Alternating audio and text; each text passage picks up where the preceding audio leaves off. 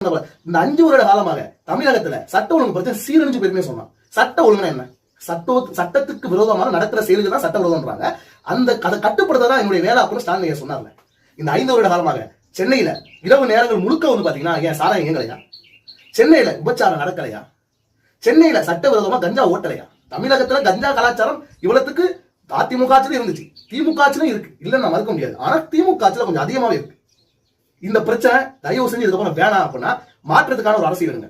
டிவிக்கே மாதிரி புதுசா ஓட்டு எடுத்து உங்க வாக்குகளை இதே மாதிரி சீரழிவு உங்களுக்கு வேணும். இதே மாதிரி தமிழகத்துல சட்ட ஒழுங்கு பிரச்சனை நடக்கும். உங்க அக்கா ரோட்ல நடந்து போக பயமா இருக்கு. சென்னையில எங்க அம்மா அப்பாவும் பயமா இருக்கு. அந்த அளவுக்கு பாத்தீங்கன்னா சென்னையை சீரழிச்சு வச்சிருக்கேன். இந்த கஞ்சா போய் நைட்டான கஞ்சா போதையை போட்டுக்கிட்டு வண்டியை முறுக்கிட்டு போறாங்க. பாக்க கோயம்பேடுல வந்து முறுக்கிட்டு போறாங்க. பக்கத்துல எவன் வரா என்ன வரா அப்படின்னு எதுவுமே தெரியல. ஒரு குடும்பத்தை ஒரு புள்ள ஒரு அம்மா பைக்ல ஏற்றி போயிட்டு இருக்காங்க. இவங்க கஞ்சா போதையில ரேஸ் ஓட்டி வந்து பாத்தீங்கன்னா நல்ல குடும்பத்தான வரவங்க அவங்க வச்சு கொண்டு போட்டு இவங்க இன்ஸ்டா ரீல்ஸ் போட்டு ஃபேமஸா தெரிஞ்சிட்டு இருக்காங்க.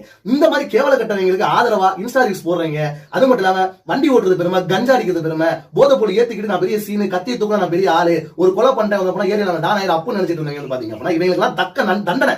இவங்க திருப்பி இந்த மாதிரி செயல்கள் ஈடுபடக்கூடாத அளவுக்கு இவங்களுக்கு தண்டனை கொடுத்தா மட்டும் தான் வந்து பாத்தீங்க அப்படின்னா நீங்க இந்த மாதிரி செயல் செய்யலாம். இல்ல அப்படின்னா திரும்ப இப்ப வந்து பாத்தீங்கன்னா வெட்டினாங்க தெரியுமா? நாளைக்கு வந்து பாத்தீங்க அப்படின்னா முக்கிய அரசியல் கட்சிக்காரன் வெட்டுவோம். ஏன்னா வெட்டினா ஃபேமஸா இருக்கு, கஞ்சா போய் எனக்கு எதுவுமே தெரியும்னு சொல்லி வெட்டுவோம். இந்த கலாச்சாரம் தமிழகத்துல பல நாட்கள் இல்லாம இருக்கு, ரொம்பவே அதிகமா இருக்கு. ஒரு மாற்றத்துக்கான அரசியலை விரும்புறீங்க அப்படின்னா டிவி கேக்கு வாக்களிங்கள். உங்களுக்கு